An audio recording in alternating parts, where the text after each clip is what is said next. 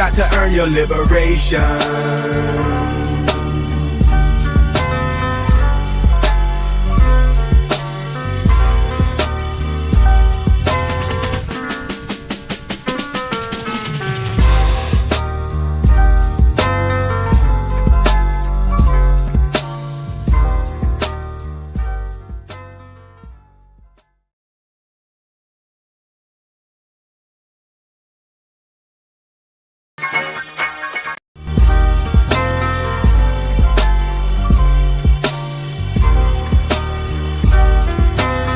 You got to earn. Just say, you got to earn your liberation. Say, Coney, you got to earn your liberation. People are watching, like people that's ruminating around. Like it too. Yo, all the garments, pulse up. Earn your liberation. All right, welcome everybody back to Earn Your Liberation.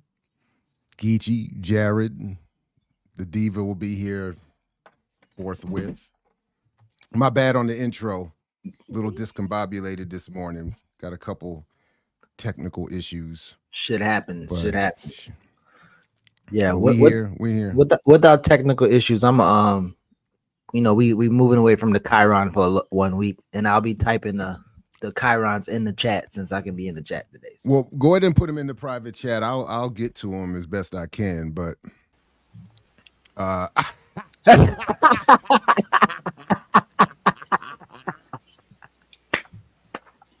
Yo, that's it. That's the one we want right there. That's the one we want right there. How's your garden doing on the balcony? How's your balcony garden doing?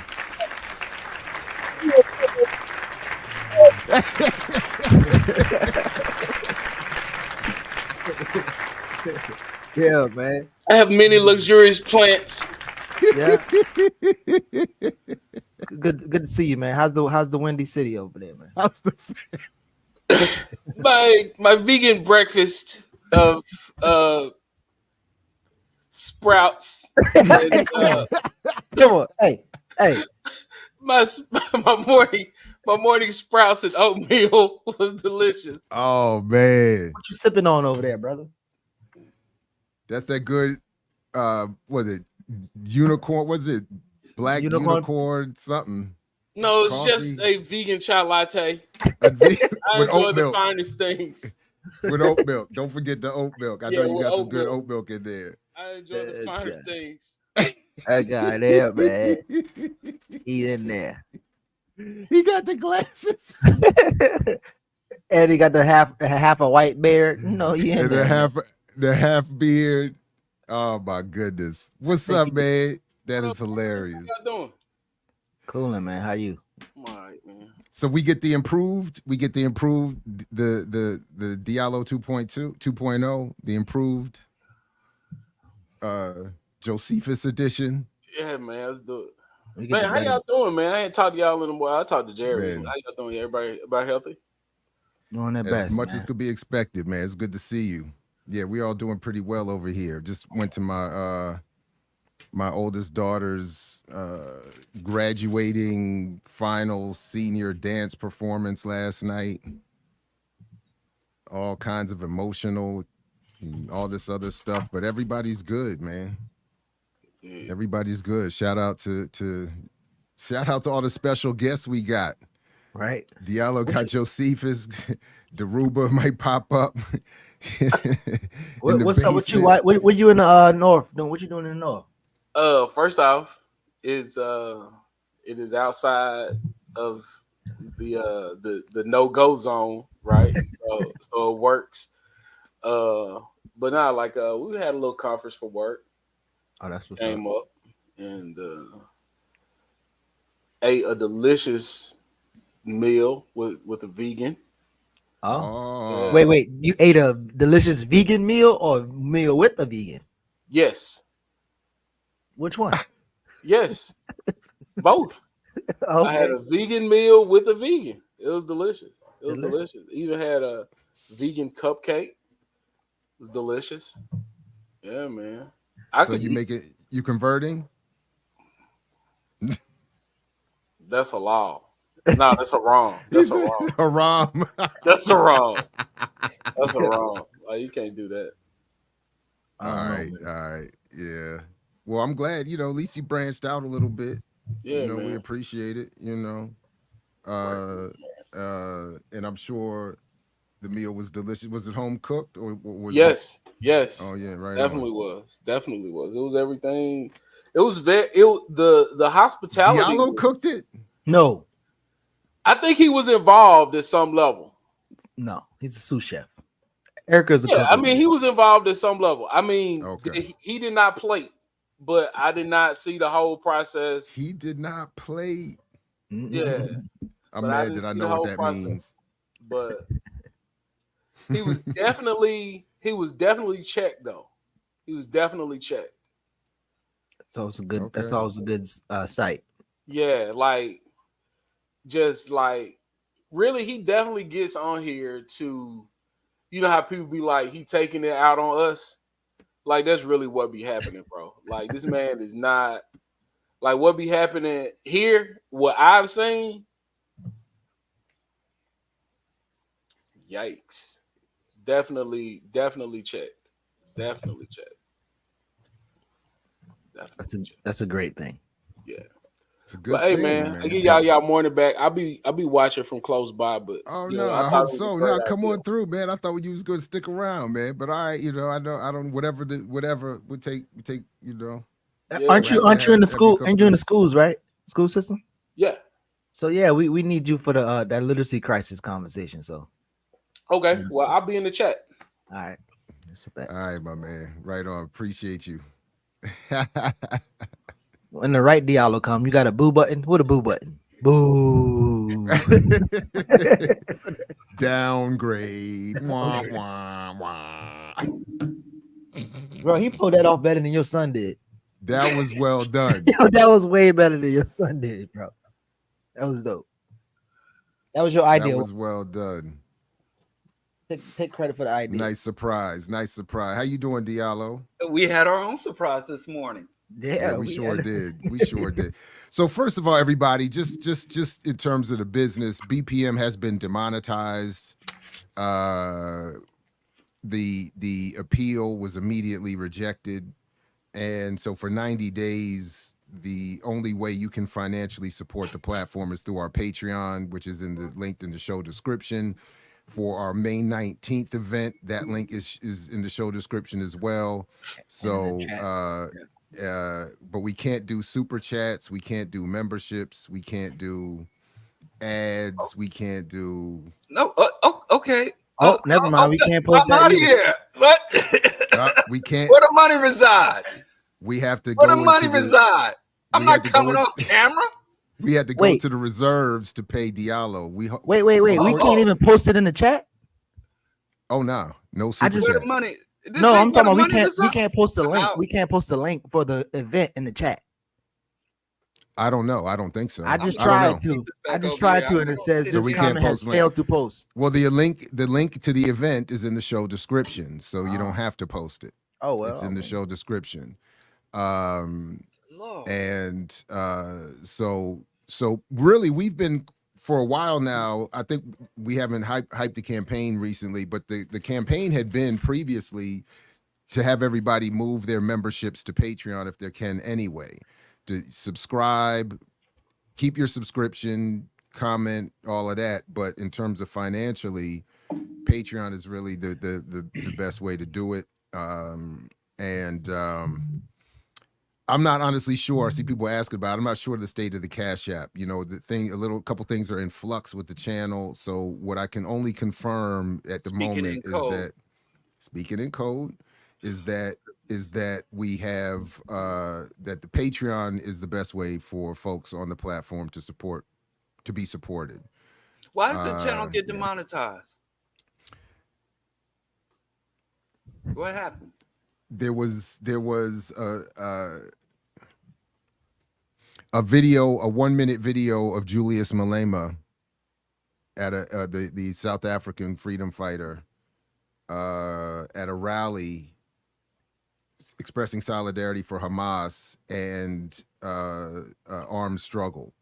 And the title of the video that was uploaded had very incendiary language in it and was flagged immediately. So it didn't even make it to air. Who put the title? We're working on that. I honestly don't know. That part I honestly don't know. I don't know. Got a clean house. So can I speak to the manager of BPM? There is none. You are one. You are the manager. No.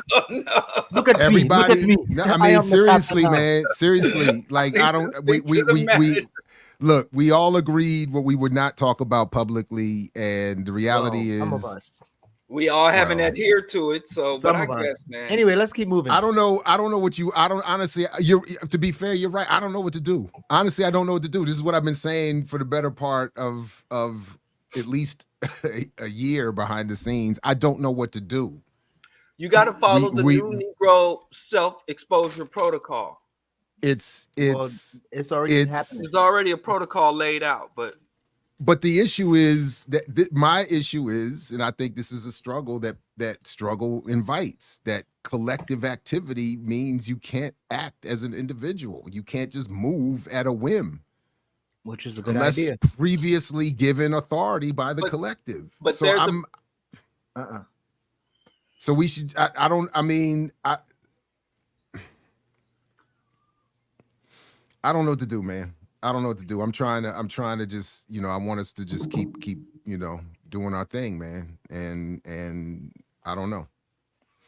So I admit I'm struggling with it, but that's where we are. So that's where we are right now. We don't have, we're demonetized for now. We have a warning for 90 days and not yet a strike. But that's where we are. Sabotage. And I'm going to go back to my favorite target, which is the YouTube overlords and the context. Like if whatever issues may exist among us are being exacerbated and preyed upon by those in power. And I actually think this is a perfect example of that. Whenever there is any crack in the structure, the termites get in, man.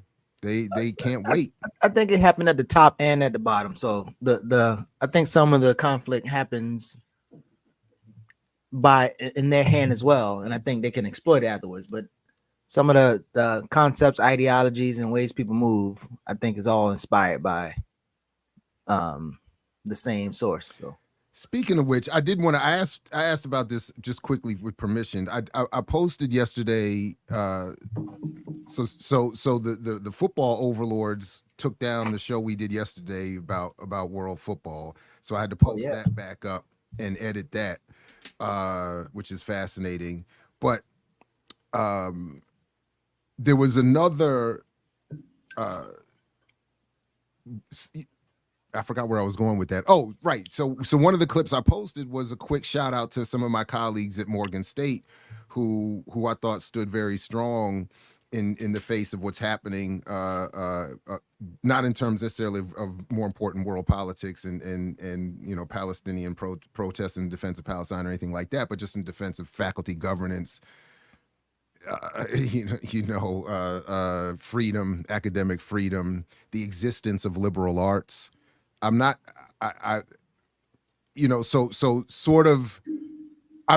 what did quickly pass my mind yesterday was that I had wished Dr. Ma'at and her crew could have been in the room, because this is the sort of the point that I was getting at. It's not a question of, do I think Africans should be denied an education in the STEM related area? It's that the context of the assault on liberal arts is being erased. And that was the context at our College of Liberal Arts meeting yesterday, that there is a persistent attempt to collapse programs, which, as was brought up yesterday, when you collapse departments, you kill them. we're struggling with enrollment in certain areas because overall Morgan State has record levels of enrollment, but in liberal arts it's dwindling because everybody's going into the STEM, into the new applied sciences school, all this other. So, you know, all of the areas where, again, liberal art thought, everything from psychology, philosophy, communication, well, not so much communications, they have their own school now, that's been turned largely into vocational operation, but all of the certainly Black studies, history, are all being, and it was the argument we heard from the provost yesterday was the academic equivalent to pull the bootstrap argument economically. And he literally said the phrase, it's a mindset in terms of recruiting students to your programs. And then he went into an explanation of how while standing in front of our dean, said that while he had previously been dean of whatever, I forgot what was it, one of the sciences, because he's an engineer, maybe it was engineering. And he wanted to expand the enrollment in his chemistry department. He, as dean, initiated all these policies and sent faculty this and did that and went out and did this at schools and doubled the enrollment. He was saying it's a mindset, and ignored all of the discussion from faculty in the room that was saying we don't have the appropriate resources. We are the ones who are teaching 4 courses while you're giving 2 and 3 course loads to other people with increased salaries. We're the ones being starved and yet simultaneously overworked while being blamed for at the same time not being able to go out and somehow recruit, which is not having the appropriate mindset.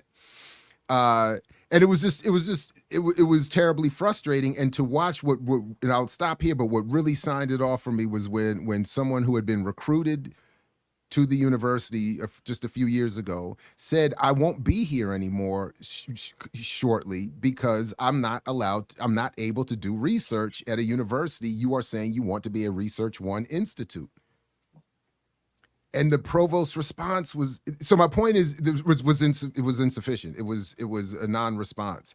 And so my point in bringing up Dr. Maad and all of that, and that back and forth we were having with her platform, is not to say, again, that we don't recognize the value of science and understanding the sciences. It's that the context of liberal arts being erased, specifically, I think, to not only wed the institution further to the state, but also to work through the process of denying radical consciousness and ideology and critical thinking. In other words, we're telling our young people, and this was brought up by others. I didn't say a word yesterday. It was beautiful. Others brought this up, that we're telling our students another version of, you're not here to think. You're here to be taught to learn how to work for others. And when it was specifically raised, I promise I will stop here, that our mission specifically states, particularly in the history department, that we train the teachers and we train the future leaders of Baltimore City. When it was even put in that context to say we can't do that if we're being gutted, it was the stereotypical, you just got to dig deep. You got to get that mindset. So shout out to the real faculty. Yeah, shout out to all the real faculty out here doing, despite all the claims of ivory tower. Shout out to all those people, but we can't keep up. The coach's top thought leader. It's wild to me that you can be in an academic setting and somebody's using YouTube financial guru rhetoric like mindset. Exactly. I mean, not at this point in the ivory tower. But can I say one more thing? Sure. And I hope Sister Queen Mother Dr. Maad is listening. At the time that the Nazis took over in Germany, Germany was literally at the apex of STEM and was a model for STEM for all other societies. I worked in healthcare as a radiographer for 13 years and was around everything from the best urgent response physician and surgeon and microsurgery and all of this. And it was very obvious which healthcare professionals, highly trained, highly educated, highly skilled, highly paid healthcare professionals, had a grasp of the liberal arts, humanities, and ethics, the soft sciences, psychology, and history. It was very clear of which ones had a grasp of that, media literacy, and which ones didn't. And let me tell you, the physicians who just knew the science, who knew the techniques, who mastered the equipment and the programs, versus those ones who had actual humanities. It's in the freaking name. The humane physicians who understood and could look beyond the patient's ailment. And there were literally physicians, nurses, respiratory therapists who saw, and I remember there was this guy, Mr. Martinucci, a health science educator. And he would say, in our orientation, he says, don't look at your patients as the disease. He said, this is going to happen and you're going to fall into this and you have to work your way back out of it. And so you'd walk into a room and someone will put up a chart and say, yeah, we've got the colonoscopy in room 4. We've got the metastatic cancer set up in the lab. We got this. And they're referring to people as their disease. The chronic ischemia is in the booth, so you can go in there and get and talk to them instead of using their names. And he would always express, you have to call these people by their names. And then the cultural sensitivities, where you had people literally from all over the world with various tropical ailments and genetic ailments that aren't normally seen. Without the humanities, you literally have automatons. You have automatons. If you're teaching these people these STEM, these technical know-how, this technical comprehension without the ability to engage with the other components of life and see the instruments and be able to understand that whatever technology they're working on, how it will be integrated into the larger society. How are you an engineer in the United States and you don't understand American history? You don't understand basic ethics and morality. You have no concept of history and the trajectory of history and struggle, and you don't understand the difference between imperialism and multinationalism, capitalism, socialism. So it's really dangerous, and it is very obvious why the elites of the elites, from Bill Gates and all the other public institution funders, they'll go to universities and say, yeah, we want to fund the computer science, we want to fund engineering department, but we don't want any of our donations to go to philosophy, to go to political science, because we don't want people to understand the nature of reality. We just want them to be able to manipulate it. We don't want them to have any ideas beyond how they service the machine. And we went through this struggle more than a century ago. And the humanities won out because of what humanity as during the first and second industrial revolution. There were 2 industrial revolutions where we already had this discussions. And they was like, I'm not a part of the machine. I'm not an extension of the machine. I'm a human being, and I need more than just technical know-how and monetary compensation to live a full life. I leave it at that. It is disturbing on a much bigger level beyond your struggle, Jared. But when you fight that struggle in your institution, it's a worldwide struggle. Oh, it is. Absolutely. You're right about that. And you mentioned ethics. Ethics was actually literally brought up yesterday. One of the faculty members stood up and said to the provost, among many other important things, that there's just basically that what you just said. We're teaching the automaton version of things, and we're not encouraging ethics and ethical behavior. It's just one of those moments I wish people could see more of, because it speaks to the actual reality of academics. Again, I'm not trying to excuse anybody. I'm not trying to just but just a little glimpse into what is happening behind the scenes. Yeah. And it's crazy. We've been here before, and all these STEAM people really believe they're at the cutting edge when they're rehashing an old debate that's already settled. And that's because anybody saying STEAM is the way forward doesn't have a historical perspective. But is that like a product from I guess careerism or professionalism, where those people are in their silos? And I guess it's similar to how if people write a book, they might think their topic is the most important topic and they're not connecting it? Like, you think it comes from something like that, or? I think it's panaceaism, which is a word I don't know if it's been around before.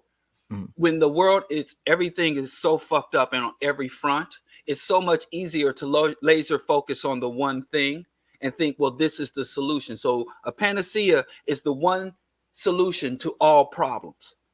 So you have some people's like, oh, we just got to get money, cut the check. If we could just get money, if we could just understand the stock market, that's it. And they ignore the ecosystem. They ignore sexism. They even ignore imperialism and they don't even speak on capitalism.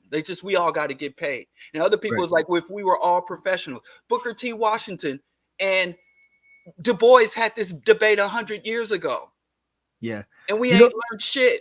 They had to say, just cast down your pail. Remember, it was agriculture. Black people need to return to the land. And if we could just return to the land, if we could just get up north and get to the big industries in the north, if we could just all join a union. These panaceas, the thing is, when imperialists come in and take over, when the enemy gets entrenched, they inundate and affect all areas of human relations. Right. All areas of human relations. So you can't focus on strictly academia, strictly academics. If we could just restore the Black family. There's really people who believe if we could get more Black women and men and married into two-parent nuclear households, white supremacy and white domination would collapse. Like, they're marrying each other. Hey, listen, you keep saying that in Baltimore, you're going to get checked for that. Dismantle the nukes. Recall the submarines. Two-parent households are all over Black America. That's it. It's a wrap. We're done. You're going to get checked for that in Baltimore. Well, apparently people are lining up to check us in Baltimore. Yeah. So Jared, do you think also a check fest? Yeah. You think also that, is it mainly, I guess, entrepreneurialism? Because with Dr. Maya and her crew particular, I know hers is kind of rooted in this idea of entrepreneurialism and getting in an industry that Black people are not in and selling weapons, selling weapons or getting in the defense industry as an entrepreneur. So you think the entrepreneurialism is the thing that's driving people into these different look, I hesitate to address those kinds of questions. I don't, in terms of an individual's motivations. What I think, what is my point about bringing up Dr. Maat and wishing she and others could have seen this meeting is because my point is, it's sort of, again, it's similar to my approach around propaganda. I'm less interested in people's arguments around effectiveness as I am about the argument around intent. So I only wanted to, my point here is that I want people to recognize the intent of these institutions and their managers to deny, in this case in particular, Black working class people access to the intellectual universe and in particular radical ideas.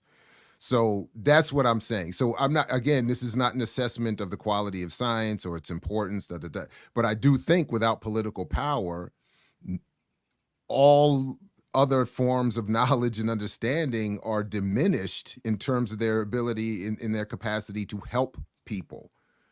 If we don't have an understanding of the political context, if we don't have critical thinking, if we don't have, again, an appreciation for certain histories, it's another version of what I struggled with in communication.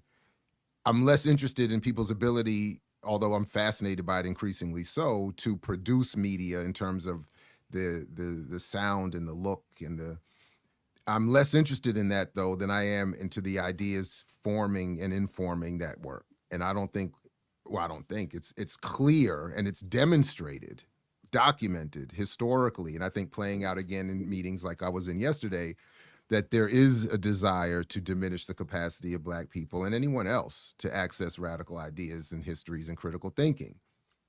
I mean, so I think, but that's why I asked though, because even with your work or propaganda, like there's a intent push of entrepreneurialism, which normally leads into non-confrontational, while people in that realm think that they're gonna buy political power after their entrepreneur pursuits become successful. Like, I mean, you literally saw when you was dealing with the gentleman in crypto, these Negroes say they're gonna buy a military with their Bitcoin. So like, He did say that. So I don't know to what extent even those people making those arguments believe that when they say that. I know that's the sort of the rote, encouraged, visceral reaction we're supposed to have when people say, well, you should think more about the collective. No, I'm gonna get mine and then I'm gonna help, But my point again is that is definitely the encouraged narrative. I'm unaware of the data that would prove that is a path to success. There's no historical record showing that this is going to work, and yet there is this historical record showing that those in power are desirous of us not engaging political struggle in any other way. So that's why, and it's beautiful from the room I taught most of my classes in this past semester. I have this beautiful view that I posted on Instagram of the business school out of my window. This beautiful big new building with the sun rising behind it and this landscape, blah blah blah blah blah. But that's what's encouraged there. That's where, and as was brought up yesterday, where an increasing amount of funding is going. And in our building, in the behavioral sciences building, is we going backwards. And then those on the other side of campus who are still in the older buildings. I mean, we have people, this one, I said it yesterday, but this woman walked, I didn't even mean to identify the person that much, but we had a faculty member walk out. They said they went to a meeting at with architecture and engineering and left the meeting furious. Only because they became immediately aware of where all the resources on campus were going. Most of us are not in. I don't think I've ever been in the engineering building in 20 years. I've never been in the architecture building. Well, they're not even 20 years old anymore. They're in these new buildings. I haven't even seen. And then she apparently hadn't seen it either, and was like, "Why do I have a desk that doesn't work? Why am I in a dilapidated building?" And then here we come again with being told it's your mindset. Pull your intellectual bootstraps up and go get your students. It was wild. So again, just a salute to actual faculty trying to do. All right, you want me to play this? Yeah, David said he Bitcoin once and hurt his teeth. I like that guy. David. I love this Big guy, pun man. is in the building.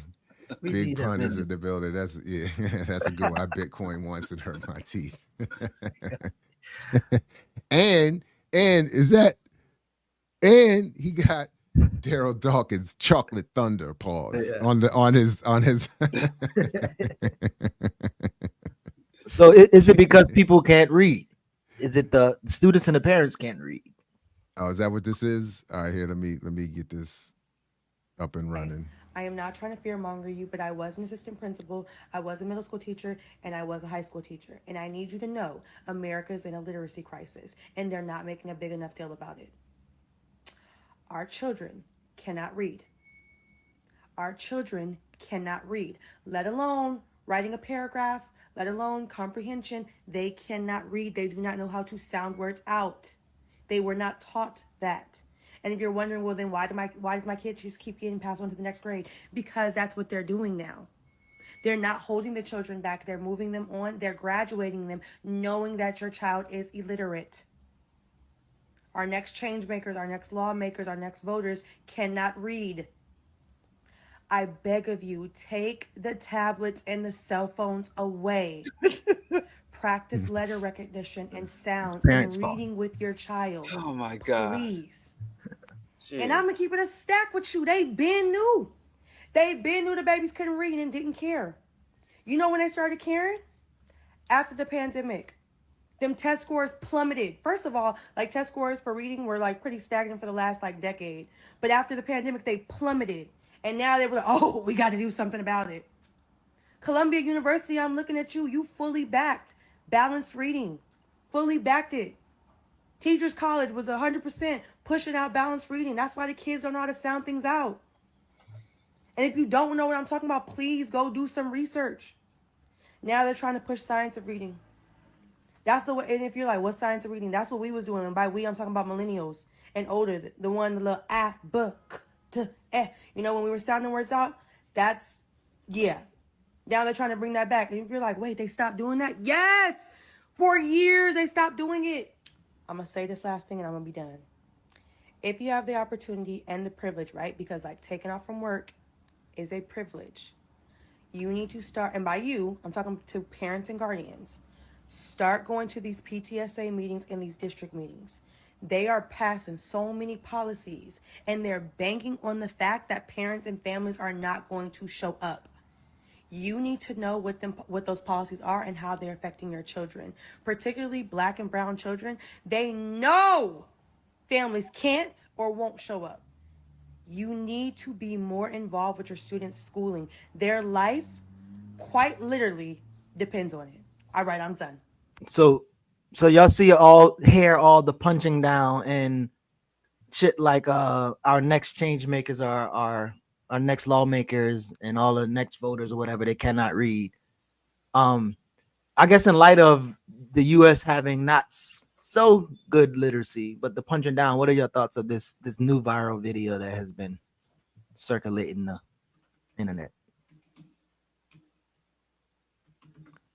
Yeah, This is my first time seeing. Go ahead. Yeah, go ahead. My bad. Go ahead. There's two types of illiteracy. There's the inability to read, and then there's the refusal or lack of interest in reading.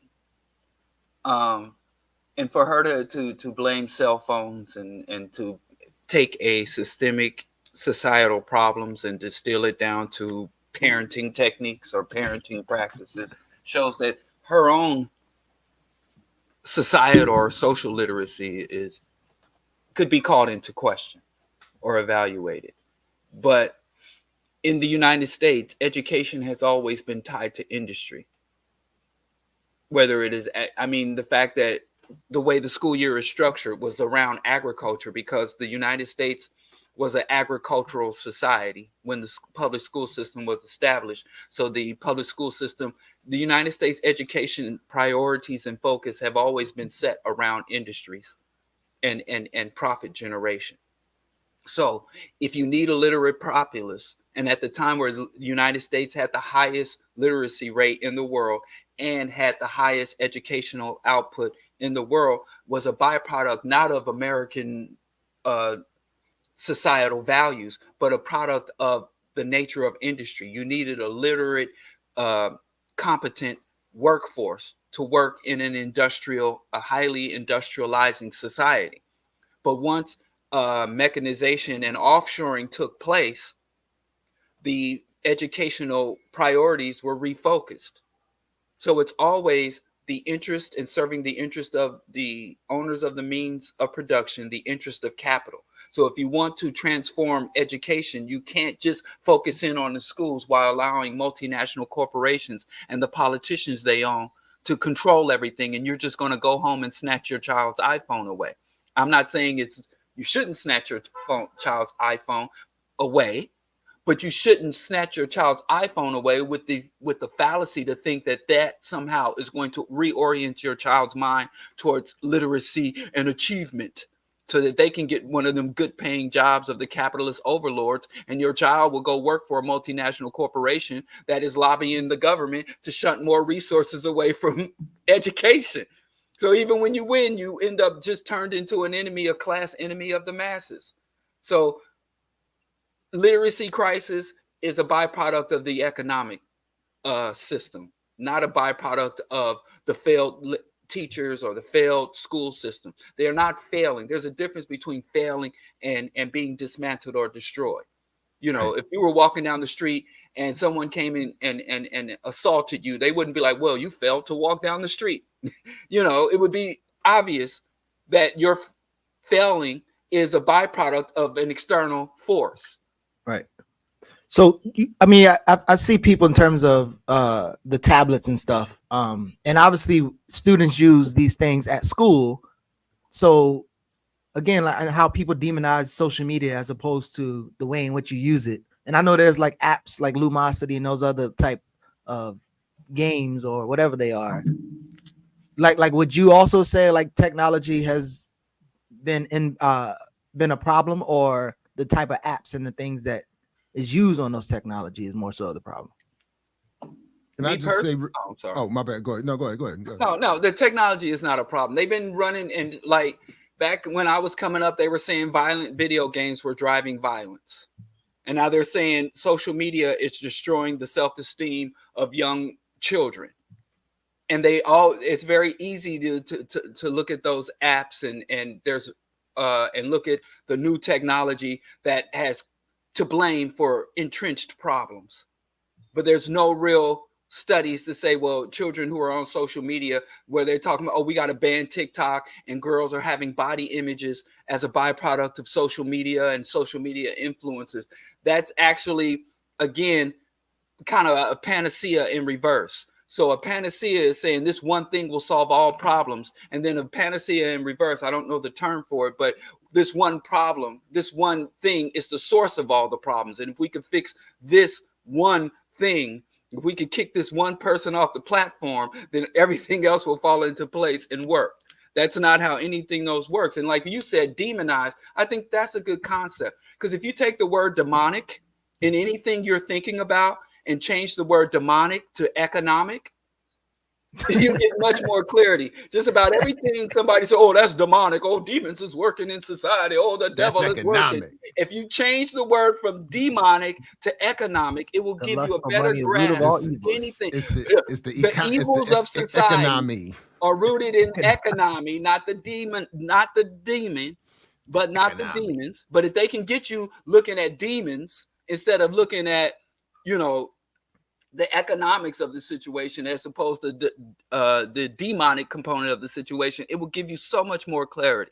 Now, I know that's leaning towards Marxism, and we're forbidden to talk about Marx here as Black people. But that is the engine for the society from a materialist perspective. So the first thing I want to say is that I'm not sure if she misspoke or is just not aware, or maybe perhaps is different wherever she is, but for some reason. But it's not parents being involved with the PTA. The PTA is not setting school policy and curricula. It's the Board of Education, if anything, that people would want to address themselves to if there's some sort of overt political action or whatever to be taken. But so that was just one. I just wanted to point that out very quickly. I also do think I'm thinking as a perspective of not as a college professor, but my time briefly as a high school teacher and then as a parent, even with relative means, most people really don't have the time to put into all of the additional prep, teaching, engagement with teachers. A lot of people, I remember, that was the biggest issue that I had when I was trying to schedule meetings with parents at the time, when I was a teacher, was that it wasn't even a lack of interest, it was a lack of time. And then the prescribed days and times when you're supposed to be there to meet are not always good for the people who need to meet. So, and then to put that additionally on people who are already strapped with resources and work and healthcare and all this other stuff is just, it's setting us up to lose. And this is why I agree. And I saw some of the critiques, I just caught a couple, that, this critical of the idea that she's punching down, and a couple other people, but, and I don't even take it as a hostile version of that, but I think the focus is a downward focus. And I do think we need more, if anything, to encourage people to forms of collective action that would impact the policy. This individual thing. And then, by the way, we just came in, preparing our oldest for college, to apply for college. we were looking into, you get caught up in this, or you're encouraged to get caught up in this, the rat race of chasing improved scores, resume builders, this, that, and the third. And we found this program, they offered us a free, it was so slick, a free assessment of where your child is on these standardized tests. And then you go in there, they take the test. And then to get the results, you have to set up an appointment with both parents. They didn't even want to meet with just one of us. Stupid. Which I said was because we were about to get the pitch. And of course, that's what it was. To spend upwards of $15,000 to get one child prepared for these college entrance exams and SATs and this, that, and the third. And I'm thinking, and again, we're a 2-parent middle-class household. No way we could afford that. No way we could afford it, even if we wanted to. And so my point in all that is to say, to set people up in a situation where we individually have to do this, that, and the third for our children it's not that it can't be overcome, but where it's a severe disadvantage when it comes. So if there are resources to be spent at $15,000 per child for some test prep, those resources need to get redistributed back to the public school system, so nobody needs that additional education and preparation to take a test, if in fact these tests are indeed necessary, which of course, blah, blah, blah, blah, blah. So I'm just saying that would be, so I'll stop there, but that's some of what I was thinking as you were. I gotta tell another fallacy about time. Like, parents don't have time. Can I tell you, some parents have never had time. Ever. So this is not a new phenomenon. It's just something they tell us. So if you imagine in your life sometime in the 60s or the 50s or the 40s or the 1800s where parents had time, that is a myth. Parents never had time. If they weren't sharecropping, the mother and the father getting up in the 2-parent household, where back when we had a 2-parent household, nobody spent time with their kids. And so don't feel guilty for not having time, and don't feel guilty from not wanting to have time as a parent. There's a fallacy that because we think it takes 2 people to procreate, that means it takes 2 people to cultivate. Raising children as evolved primates is a communal endeavor. It has always been. And the people you imagine have the most time, Jay-Z and Beyonce, Riri and A$AP Rocky, having these kids on the public forum, and you're like, well, they billionaires. They got all the time in the world. And they have nannies, they have cooks, they have official diaper changers. They have all this support staff. You go to any affluent neighborhood and show me one person pushing their own goddamn child in a stroller. If it's not a West Indian nanny, it's a Asian nanny or a nanny from Latin America. They don't push. And then they got poor and working class people feeling guilty because they can't show up to these boring ass meetings talking over basic school bureaucracy bullshit that don't even interest the child or the parent. So it's not about the time. As a parent, your responsibility is equal parts your time with the child and connection with the child in the family unit, but it is also just as important to build community around your child. Your child should be able to walk up and down their block and know folks' names and folks know them. If your child can't walk to their corner store or go up the block of the suburbs, I don't know what's out in the suburbs. What y'all got out there? Whatever's out there, wherever folks can walk to, and people don't recognize your child. Your child can't walk around the block and not have one adult say, hey, boy, how's your daddy? How your mama? Where you going?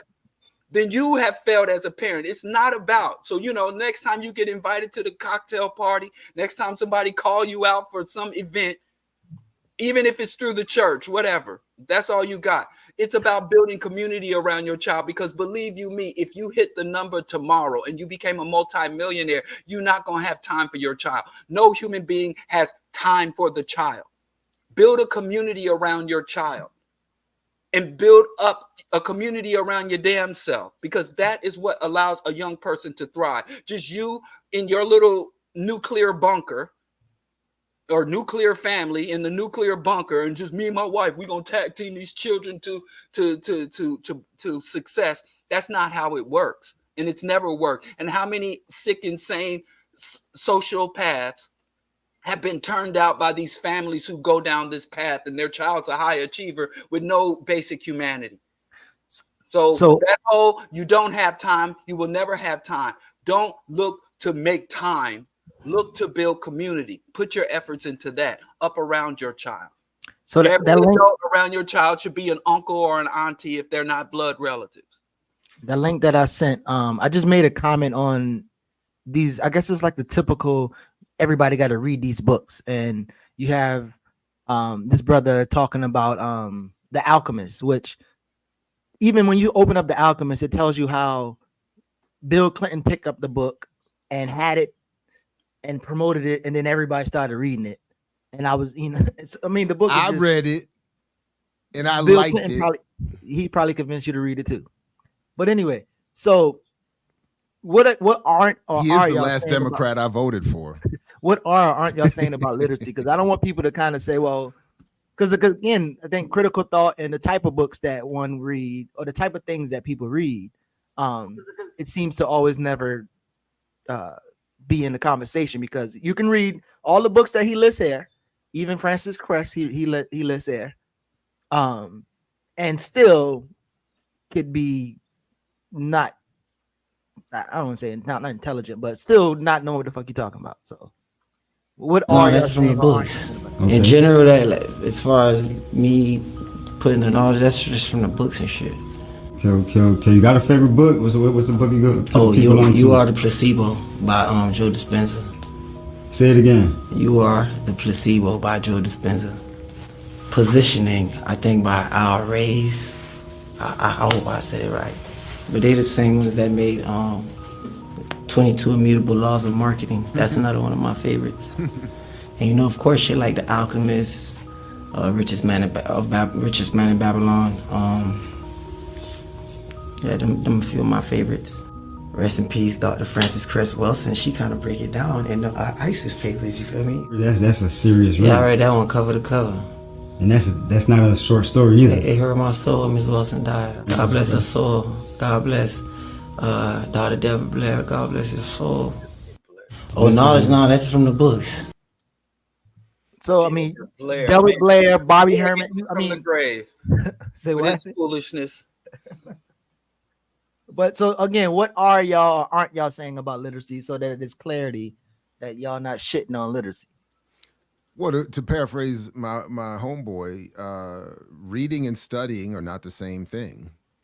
So even if I've read a lot that I have not studied and wouldn't claim to fully understand. I read The Alchemist. That's the only, in the ISIS papers. Those are the only books on his list that I've read. I think that marketing book, I think I did see, or something similar to that. There's a whole bunch of versions of things like that sort of those self-help marketing type things. But yeah, that would be my point. And I think studying in collectives and in particular with whether you want to call them professors or teachers or just senior folks involved or in experience with whatever the content is always better. We had someone on here. I mean, there was that moment where Diallo I forgot the brother's name, but where we had that exchange and it was perfect because I just happened to have finished reading Nkrumah's Consciencism again as part of my AAPRP study group, and the brother completely, he literally flipped Nkrumah's argument upside down. But he read it. So that was, but my point is, and that's sort of my point, and it's not even just to make fun of him, it's to point out that I had to read that book. I've read it now 3 times, twice in the process of a study group, and I still struggle with parts of it because I'm not strong on a lot of the philosophical concepts that he deals with and stuff like that, and whatever. So that's my point. Mm-hmm. I've read Marx's Capital, but I wouldn't claim, and then I read it again when I took indirectly David. What's his name? The white Marxist geographer. But he had an online course where you could watch his YouTube and his course on capital over like 8-10 weeks or whatever. And I still, and so I'm saying, but but stuff like that needs a lot of work for people like me, at least. I mean, I don't know, this other super geniuses might be able to just grab it and go, but so I just, David Harvey, yes, thank you. Pause. Diallo said he just pause. Diallo said he Or just David touches Harvey, the book and he touches the book and he just consumes And the it's knowledge. osmosis. Or he do like that little kid It's and like just like wash his face with it. So No, it's like in the Matrix. He could just plug himself in and I know what this shit is and about. he just oh, I know Kung Fu. Listen, I think literacy is important, but it's not a panacea. And I think reading, I think a lot of this literacy for literacy's sake. In many ways, this is a post-literate society. And that's something some of us will have to come to terms with.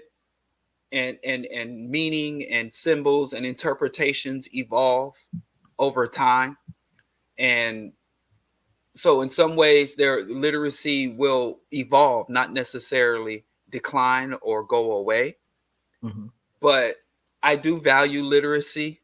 And I think it is something we should work to promote, sustain, and expand.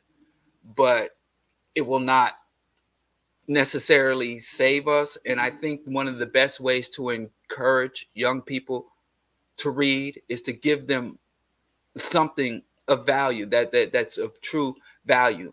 Because a lot of times we go and tell them literacy for literacy's sake, unity for unity's sake. And I think people have, it's a legitimate question like, for Rod, why the hell would I read that shit? What's it going to do for me? I think those are legitimate questions for students or young people or just anyone who has someone in front of them telling them to, encouraging them to engage in a behavior. So what for? Why? What's it going to do? Mm-hmm. So I do believe that literacy is very important.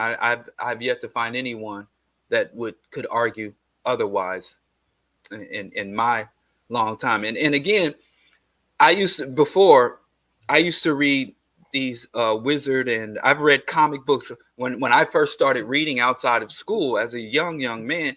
I would just want to read fantasy.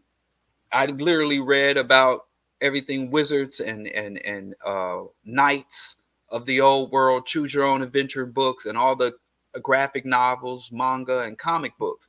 And I really started reading for like consciousness when one of the first books I got was The Afrocentric Idea by Malefia Santi, believe it or not, and The Community of Self. Mm-hmm. And that's when I first even had any concept of consciousness or the fact that I was more than just an American citizen. And me and my homies would pass those books around, and we really felt for the first time, I'm reading for purpose, not just for a grade or entertainment, but for something greater than that. But of course, I was also surrounded by the larger movement at that time, which encouraged, that made those books available to me, and then saw where I was able to see in real time with the National Black United Front, the ideas that I was engaging in text being applied in society. And we've known this for decades. You have a child see Spot run. What did KRS-One say?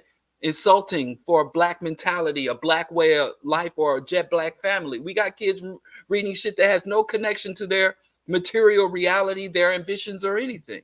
Or giving them shit that will warp their ambitions, talking about marketing and the 42 laws of power and all that dumb shit to turn them into avaricious capitalists. So literacy is important, but so is ideology, values, and ambitions, and goals, and collective struggle. And if you separate one from the other, then you're going to have someone that's reading a bunch of nonsense to turn himself into a liability for his people instead of an ally and an asset. So speaking assets of allies, assets over allies. Speaking of allies, assets, comrades, and good people, our guest is here. So let's take a quick break and come back and continue very much within this context with our very special guest coming up here in just a second. Back here in a moment on EYL.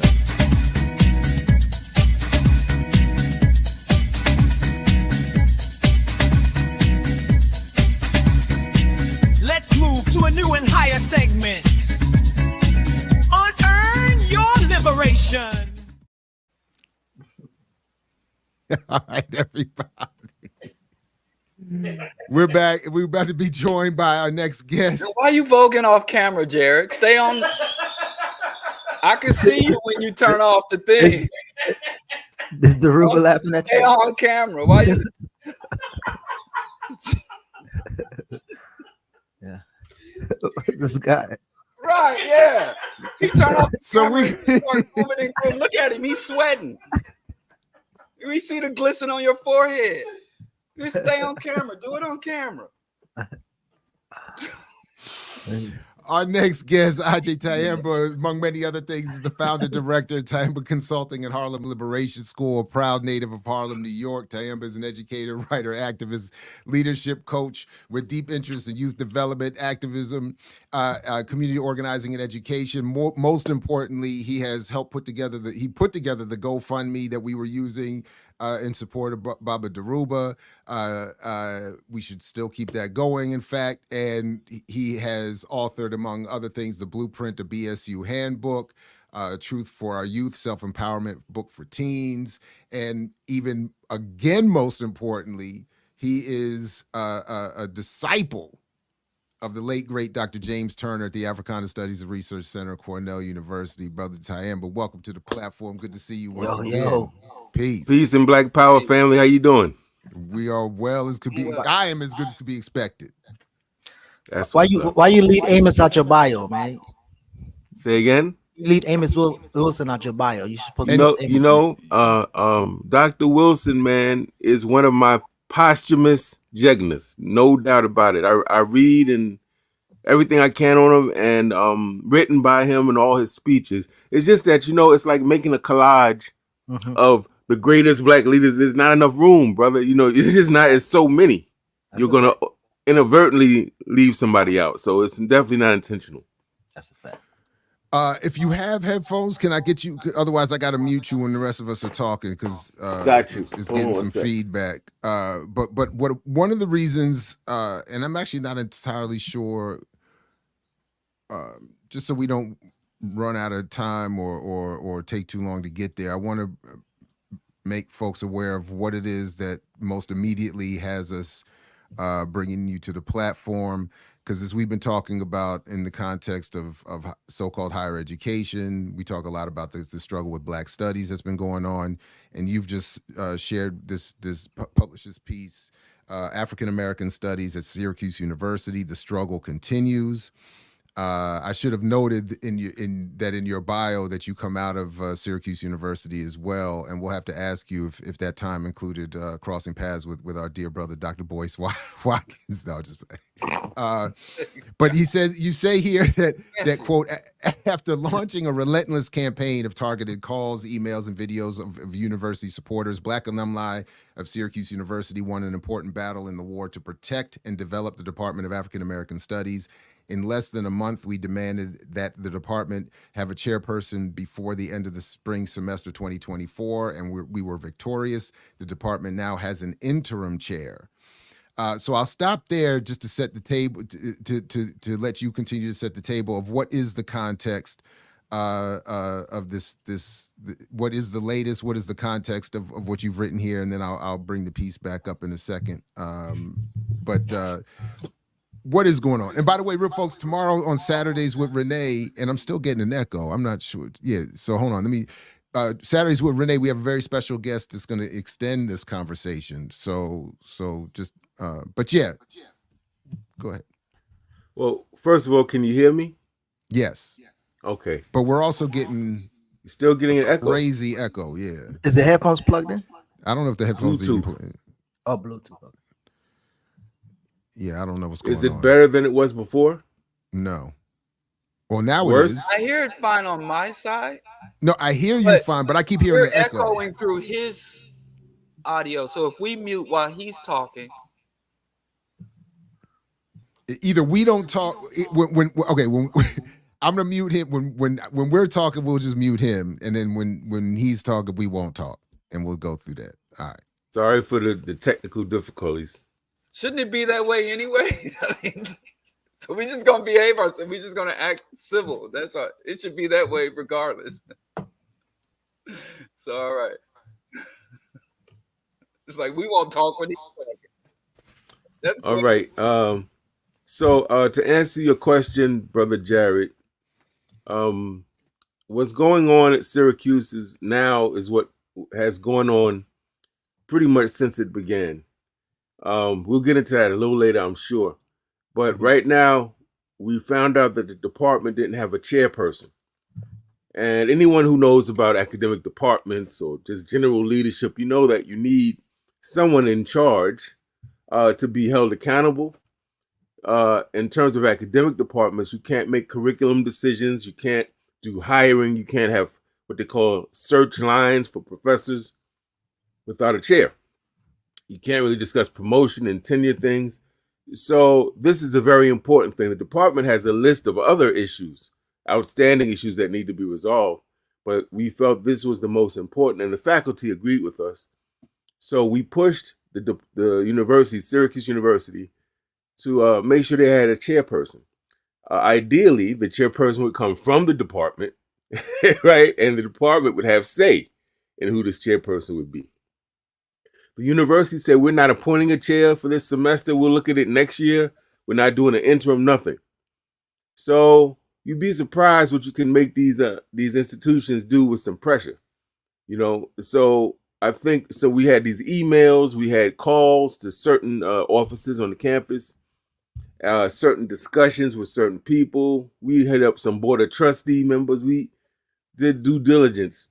And basically, with a few days before the semester ended, we were able to move the university to appoint a chair, although the chair, as the article goes on to say, was not chosen by the department itself, and the chair is from outside the department.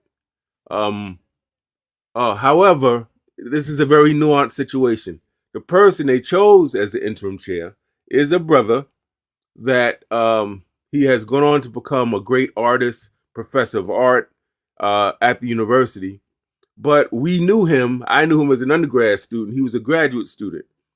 He wrote for our Black Voice newspaper when I was the editor-in-chief, and he fought alongside of us for our year-long struggle to support the department.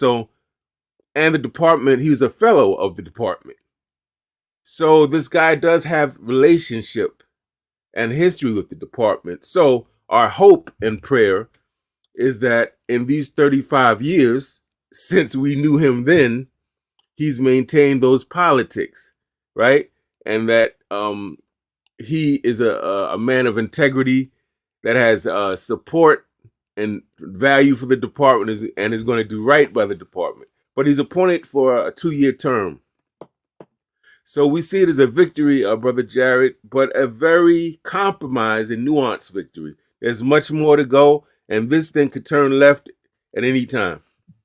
We at the meeting I was complaining about earlier, that was one of the issues that was brought up, that one of our departments has been from their perspective saddled with an interim chair for 6 years. So that was their argument is part of the sort of the slow march to destroy their department is to not appoint a permanent chair. So they got the chair, as you've argued here, but then it's just left in that interim state. So yeah, I hope that those politics, as you say, are maintained, and that this person can actually enact those politics and eventually become a permanently seated chair. There was another section of your article you quote, and I'm actually not entirely sure. You can tell me who you're referencing here, but you point out that please understand that white universities, Syracuse included, housed Black studies departments reluctantly, resentfully, and regrettably. They never wanted them, merely tolerate them now, and have worked to sabotage and compromise them since their inception. African American Studies is the Haiti and Nat Turner rebellion of academia. I love that line. A Black liberation project that struck fear in the heart of white supremacy and thus attracted eternal white vitriol and backlash. So could you talk a little bit about that context as well in terms of the specifics of Black studies? Again, I was lamenting the overall assault on liberal arts, but this is a particular one on Black studies. Yes. To answer your question, I wrote that, Jared. I put it in block quotes just to make it stand out for the reader. So yeah, when we talk about Black studies, people need to understand that it is not a traditional academic department.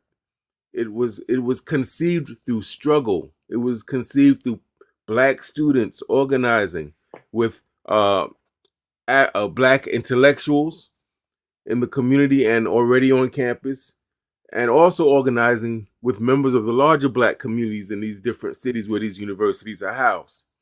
Sometimes it's hard to believe it now. I was telling a young undergrad about how things were at Syracuse when I was there, and he said, "Man, it sounds like you're talking about another planet." And I said, "Yeah, virtually it is. The politics was different. We didn't see ourselves as students as being kind of insulated and kind of parochial. We saw ourselves as being part and parcel of the larger Black community. And in fact, we brought high school students to the campus so that they could participate in our student African American society meetings. You know, it was a different sort of feel, this idea that we're one team with different members heading in the same direction. So Black studies comes about during the Black Power movement. At least in my research, I attribute this largely to the teachings of Brother Malcolm X, who called for a cultural revolution, among other things, who called for a culturally relevant education, and who called for an education that would be relevant, that would equip black students to go into their communities and liberate them, you know, for all intents and purposes. So because he was shot down in 1965, a lot of these young people who were mesmerized by his ideas took it upon themselves to carry out what they felt he was trying to do, but was not allowed to live long enough to carry out. So one of their calls was for Black studies. And not only Black studies, it was a decredentializing sort of issue. They didn't want just people that had PhDs, right? They wanted activists, artists, dramatists that were Black and that loved the Black community and were interested in the project of Black liberation. So it was a whole different concept. Some people had programs, some people wanted whole universities. It panned out in different ways, but that's kind of the energy of Black studies. And so people have to understand that universities put or house these departments reluctantly. They didn't do this of their own free will. They were forced politically to do so. So anytime you force someone in a sense like that, or you protest and somebody relents out of pressure, there's a dynamic that's created. A dynamic of, oh, okay, we'll put it here if you're to shut y'all up. If it'll make our image look a little better. If we look a little bit more liberal to everybody watching, you know? And then on top of that, there's a dynamic of Black people's relationship to white America. You know, we were brought here willingly on their end, but against our will. So it's the reverse dynamic. So there's always been that contention, I would think, with Black America or Black people and white America, so to speak. There was always that racial dilemma. So that's the thing that makes this differently.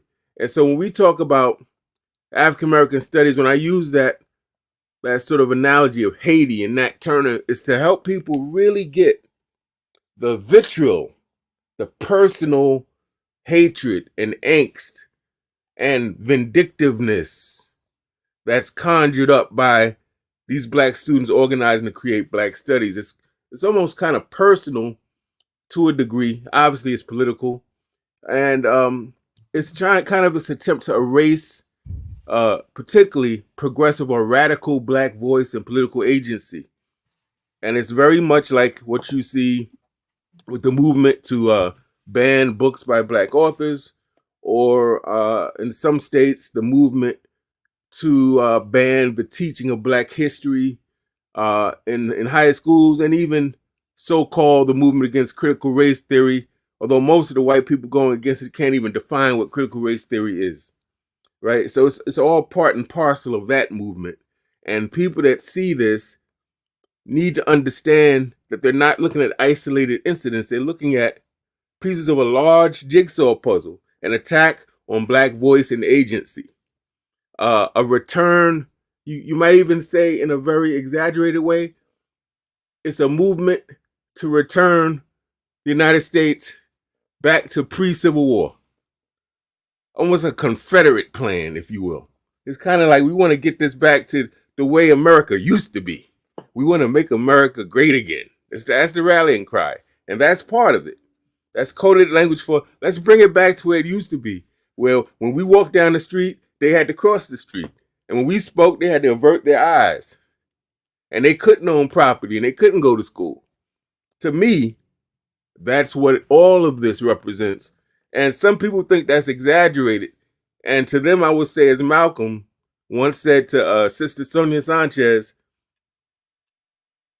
in time you'll see, my sister. That's what he said. He didn't argue with her. He said, yeah, you'll see, and time will tell. And that's what I would say to that. So yeah, I think it's a very important analogy to look to examine. Excuse me. Geechee, you had a question? Yeah. So I got a couple, but I start with the So I've been speaking of Amos. So one of Amos posthumous books,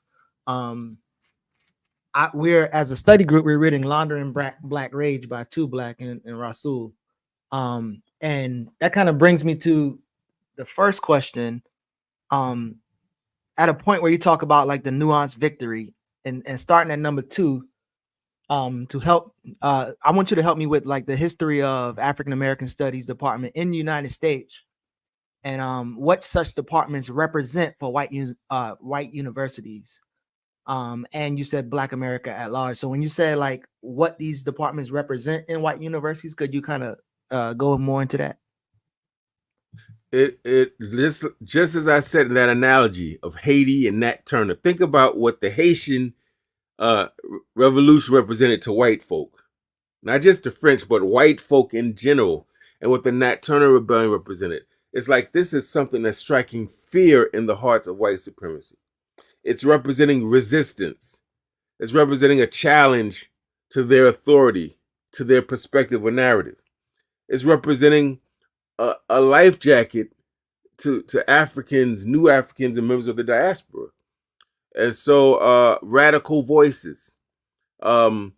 It's enlarging the pool. It's diversifying the pool. So in a sense, you could say it represents a revolutionary threat. And that is why there's such an attack on these departments. And that is why I should say, to give a little background, when I came into Syracuse in '86, that was an issue. We fought it from probably '88 to '89 for the whole year. But before that, the students who created it in 1968 were fighting until they graduated. And then in the '70s, the SAS was fighting it until they came out of school. And now we're back. So this is a continual fight. So people have to ask, why is this such a threat to Syracuse University? Why are people trying to ban these books? What do these voices represent? To me, it just represents people that are calling out white supremacy, helping people deconstruct it, giving people the tools to resist it, both intellectually and politically, in a sense. So to me, it represents resistance, radical resistance. It represents an overthrow almost.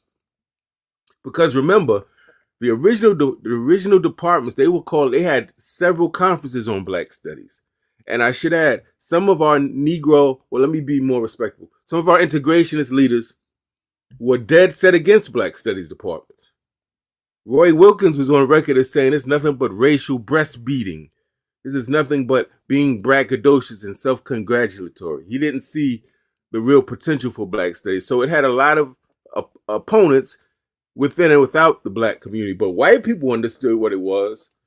They saw the threat very clearly. They said, we're going to have people that's pulling our skirt away, pulling that curtain away and showing that the Wizard of Oz ain't nothing but a stale, frail, and pale white male that can be defeated. So there was some disciplinary issues too, just real quick. My bad, Geechee. Yeah. Just in terms like there are, because I have this conversation kind of regularly. In fact, there are Black historians who still kind of bristle at the idea of why do we need Black studies? I'm Black, I do history, I'm doing Black history. Why do we need its own discipline when history has its own discipline, has its own methods that are appropriate, blah, blah, blah, blah, blah. So there's some of that tension as well, where they feel like you're going to draw away from our students. There's all and dwindle our department. But go ahead, Geechee. Yeah, go ahead. Yeah. So the next question. So I assume that you are familiar with Horace Campbell, Professor Campbell, and I wanted to know what has been like the Black studies or Black African studies response to, I guess, the struggle right now. So you have the encampments, and then you have commencements, and you're having the school responding to like, hey, y'all keep y'all encampments over there. Don't interfere with these students getting degrees and whatever else they're doing. And so, in particular, Dr. Campbell has been on campus, and he's discussed the connections of U.S. Current genocide, fascism movements, and then the struggle in Palestine. And he's talking about, the threat of capitalism, demilitarization, and just things like that. And so, and Horace Campbell's always been talking about the war with China and all these other things that the university is complicit in. So in the time where people are kind of saying, fuck those degrees, we standing for Palestine, how do you feel the African American Studies Department has been, engaged in the struggle, apart from what Horace has been doing?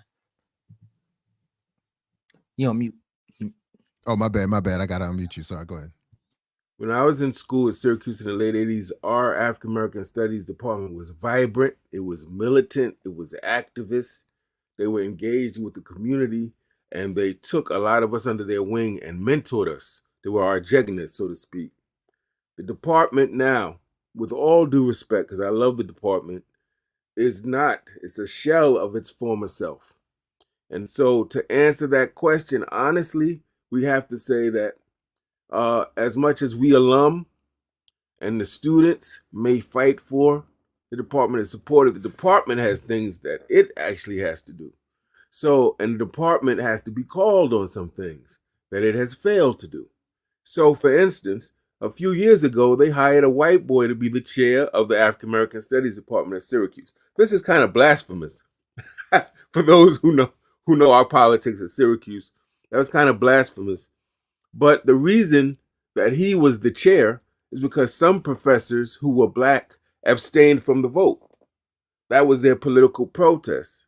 The problem with that is that in not voting, the votes, he was able to slide in because he got majority votes. So as we look at some of these things, we have to be very honest. It's just like in our larger Black community.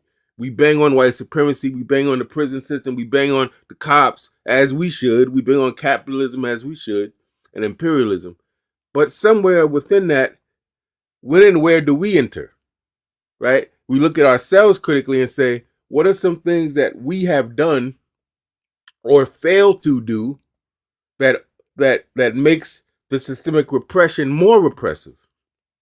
And so the department, in some ways, contrasting it with the department I knew in school, needs to kind of have a return to that sort of politics. Be a little bit more proactive, a little bit more assertive, have a vision for itself, how it wants to be seen, where it wants to go.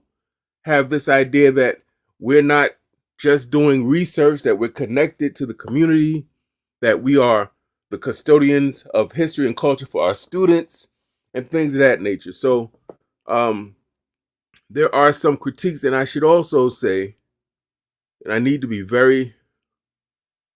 I should also say that when you look at things that are not working for a long time, and you see that there are people there that are intelligent, well-studied, savvy, and you don't see certain questions being raised to the university, then you begin to wonder, might it be a case that there's some people in some of our departments that are not of the department. They're in the department, but they may not be of the department. And we need to ask that, because you would expect to see if a bunch of disgruntled professors raising these issues, taking a stand, right? And so when you don't see that for years and years and years, these are some of the questions we have to raise too. So that's a controversial point. Some people bristle at it, won't like it, but it's true. We have to hold the departments accountable too. And what I'm afraid of, you mentioned Horace Campbell, and Professor Campbell represents kind of I would say, a Pan-African intellectual and scholar, which brings this to mind. One of the issues I think that's making our departments easier to attack is that they're infighting all over the country. There's an infight. So in other words, we started out as African American studies or Black studies or Africana studies. And there's some people who want a Pan-African direction. They want it to be focused more on the diaspora. So I think that has become a point of contention in many departments. Should it be, because as you know, these different departments as a discipline have different scopes and contents. They cover different things. They center or focus on certain populations more than others. So that's another thing. I think to me, what this issue brings up is that we got a lot of work to do internally. I wish that Dr. Turner was alive to bring some clarity to some of this. He wrote extensively on the paradigm of Africana studies, its scope and content, its epistemology, what it looks at and how it looks at this, and I think that's been lost a lot. I see Jared nodding his head. I think he agrees. It's been lost. Yeah. So we got to get back to that. I'm actually in the process of rereading a book Brother Scott Brown put together, a good brother of mine who came through Africana at Cornell as well. Put together a compilation. I think Jared contributed to that book of all these writings of Dr. Turner, where he's really trying to help people conceptualize what do we mean by Africana studies. And I just think that it's lost its way. And it's not unique in that regard. Many of us organizations have lost their way. Nationalists, Pan-Africanists, and what have you, lost their way. This happens over time.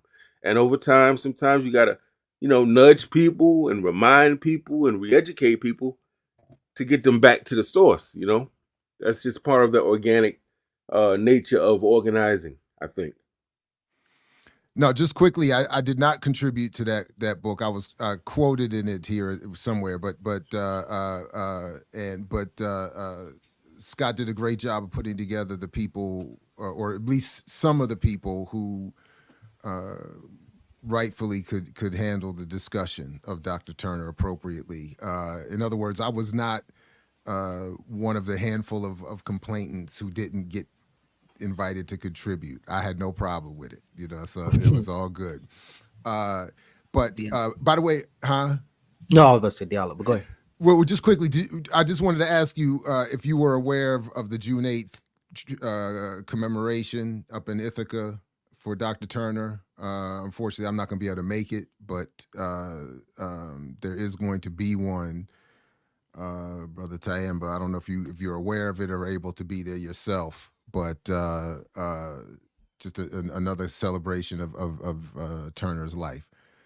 But Diallo, go ahead, my man, if you want to jump in. Well, just seeking some clarity. You did acknowledge, which I appreciate, that many of the programs were founded as a concession and for the purpose of pacification. For student uprisings and the larger struggles within the civil rights struggle. And you also said that it did at one time pose a challenge and a potential threat to the institutions of white domination within academia and a larger society. And then you also acknowledged that that seemingly from your experience and mine as well, that the pacification and the concession component did ultimately win out, as reflected in the staff and the tone and the and the priorities of the department. So if it had been watered down, diluted, and, as you said, infiltrated, what could be the real motivations for these institutions for attacking and trying to dismantle ASS departments and studies if that initial fervor and threat consciousness militancy had already been hollowed out from it? That's a good question, and I do think it needs clarification. These things don't work in exclusives. So that is to say that I would make the argument that Black students aren't as militant or radical or broad-based or community-oriented as we were in the 80s or 60s. But I would also say that's not all of them. That's a population, a segment. And the same is true for Black studies. This is not trying to say that the department, the faculty is not committed, is not down, is not going to do what needs to be done. It's not clear on their purpose. But clearly we have to raise the question, if the university can do this for so long and there's no outcry, how are we to interpret that? It means what I'm suggesting is that there's a segment in that department and probably all departments of people who are not necessarily in tune with the original project of Black Studies. Originally, Black Studies was supposed to be looking at what we may call new Africans and the struggle of new Africans. Of course, start with African civilizations and go into new Africans and the struggles, resistance, colonization, enslavement, some of our cultural apparatus and our political apparatus. And it was primarily for Black students. I think that in all of this time, maybe 4 decades later, at least from when I was there, people have either forgotten or have willingly strayed away from the original purpose, and I say in the article, beneficiaries of Black studies, right? So now I wouldn't be surprised to look at course catalogs of African American studies programs throughout the country and see courses like biracial, interracial politics, or because I've seen that. I'm not making that up. These courses that you question the politics of that. Well, where does that lead? What's the purpose of that? And who is that for? Who is that designed to inform? Right? So that's what I'm kind of saying. I'm saying that all of this is, the word I think of is nuanced. This is a very nuanced thing. I've had people say, well, Ajay, you say you're a nationalist and you respect Garvey and X and all these people. Why are you even fighting for Black state? Why are you even going to a white university? So this can go as far as you allow it to. And my response is, we are colonized people, man. You know, sometimes people in my nationalist community, they forget that. And they act as if we're running everything. We got the means of production. And they forget.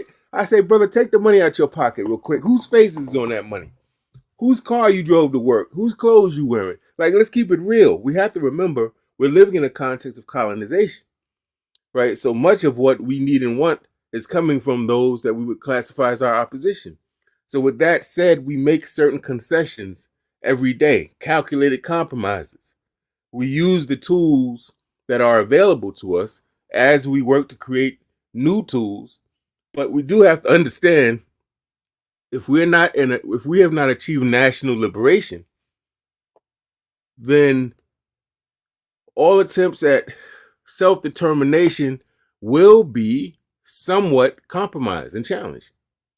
That's So just let me just. and I think sorry. Go ahead. that's just a fact, and I know that's difficult for particularly people in the nationalist community like me to understand, but it's important we understand that so that our politics is in alignment with reality. You know, we have to always remember that we're fighting maybe for self-determination, some say sovereignty, but that's always challenged by the fact that we're not in that space completely. We're in a space where some would say the belly of the beast. So that means that we're fighting this dual fight. I think the boys tried to talk about that. We're talking about this dual sort of reality. On one side, you're quote unquote Negro, on one side, you're quote unquote American, and the tension that creates. But it's like, I consider myself New African, right? But the names I was born with were Latin and German. I love Harlem, my birthplace, my home, where I still live in my neighborhood where I grew up. And then I think, well, Harlem comes from the Dutch. So it's like you're surrounded, as you're fighting for your Africanity, you're surrounded by reminders that this ain't your place, you know? And so that's the thing, that tension is, that we need to be really clear that that's what it is. And that can change, but we cannot exist in this reality like that. That's not there. Like we're not, no matter how many books we read, degrees we got, dashikis we wear, or Kiswahili you speak. But if I can, I forgive the interruption, but a couple things. One, for the sake of time, but two, I think we've lost sight. I feel like the Diallo's question got lost. One, so just quickly, if I could, I think I disagree with you, actually, that I would like to see what those courses were, because in the context of a Black or Africana Studies program, I think the politics of bi or multiraciality would be absolutely appropriate as a course for investigation and consideration. So depending on how it's being done and in what context, I would think it's absolutely of great value, even maybe more important today than ever. But that aside, but as I understood Diallo's question, the question wasn't just about, the question as I heard it was why would Black studies programs be targeted if in fact they had already been corrupted and taken over? If they're already serving empire, what is so my quick response to that would be that the vestige of the idea is valuable as part of that woke imperium or the colonization of dissent or whatever we want to call it. But so whenever people want to rise up and say, well, where's the Black this and the African that, they can say, oh, we got it. And if you want it, you come on in. You want to do Black Lives Matter courses, and you want to do, we were once great Black, whatever, you come on in, and then we'll give you your, not only the literal physical white professor, but we'll give you a very white conservative analysis and framework. So that would be, I just want to make sure that if I understood you, Diallo, one, that's the part of the question I didn't hear Ajay getting to, and I just wanted to throw something in there real quick on. Go ahead, Yeah, I'm sorry. I thought I addressed it. I probably did it too glibly. But what I was trying to say is that these departments are not destroyed. They're not completely whitewashed. So that's why they have to keep attacking them. You still, in all these departments, you still have professors that are committed and dedicated to the project of Africana studies, that are still challenging students to think differently, to be anti-imperialist, to critique capitalism, to critique white supremacy, and to see themselves as scholar activists, which is another thing that Africana studies or Black studies is unique in that regard. It's kind of a built-in plank to say that you're not just scholars, that you're actively engaged in the problems that you see in the community. So that's how I would probably answer that. Right on. I don't know. I think we were a little bit running short on time here. I don't know what the plan is. Did anybody have anything else? What's happening? No more questions. All right. Thank you. Hey, so look, man, we appreciate it. We're gonna stay tuned, and please let us know how this is going and anything else. And we should, look to collaborate some more in the future anyway. But it's been a pleasure seeing you again. Appreciate you, and thanks for again alerting us to this part of the struggle, man. Appreciate you. Until next time. Thanks, right bro. On. All right, peace, because we know you're willing to fight for it, like Fred Hampton used to say. And we'll be right back with some more Earn Your Liberation. Oh, Don't go anywhere. Let's move to a new and higher segment on Earn Your Liberation.